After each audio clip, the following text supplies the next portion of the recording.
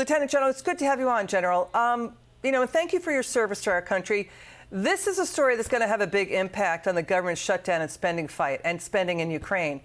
We have CBS 60 Minutes discovering the government is spending $25 billion on Ukraine's small businesses, farmers, plus paying the salaries of 57,000 first responders. But then you've got this new GAO report. Show the images.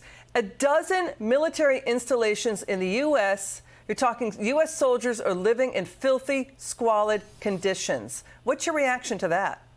Yeah, Liz, first of all, thanks for having me. Look, this report is horrific. This report just came out in September. It's about a 100-page report, and it's on the conditions of military barracks globally. There's about 9,000 barracks that the military has.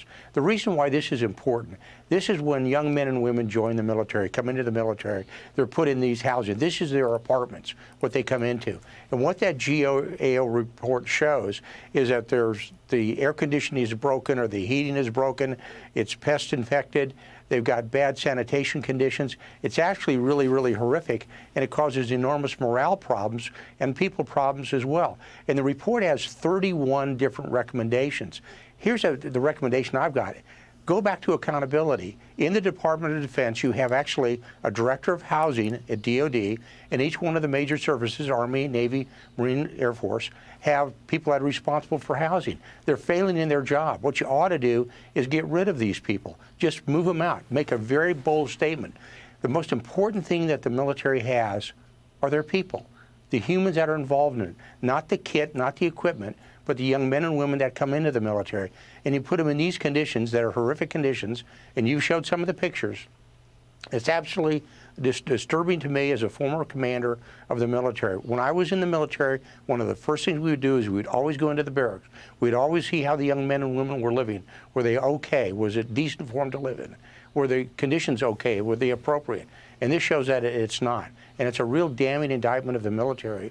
And right now, when you're looking at deferred costs, they talk in that report, they're talking about deferred maintenance of over $100 billion. And the budget for the O&M for the barracks is only $15 billion. They've got a major problem. They need to figure it out, or they're going to have a real problem with recruiting, which they do now. It's 66%, but also retention. And 9 out of 10 soldiers in the Army say that the barracks conditions they live in will impact on how if they're going to stay in the military or not. And right now the answer is no, they're not. You know, this is going to outrage voters. I mean, the GAO inspected a dozen military installations and bases. California, Texas, Colorado, D.C. That's what they were looking at. So to what you were saying, they found black mold, sewage flowing through bathrooms, broken fire alarms, and what you pointed out, broken air conditioners, brown water, bed bugs, even squatters, lack security, suicides. Military.com says this confirms complaints by many service members for many years. So why isn't the administration, why isn't the Pentagon listening to those complaints? Well, they're not listening because nobody's being held accountable.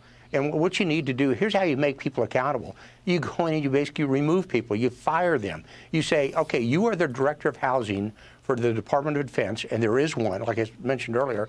You walk in the door and say, you don't have a job tomorrow. You do the same thing in the military. You hold people accountable all the way down to the commanders on the ground, but primarily the most senior levels.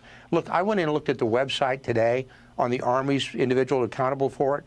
The fact is she's more worried about climate change than she's worried about barracks. It's really disgraceful. Our troops are our priority. Our men and women fighting for us, priority.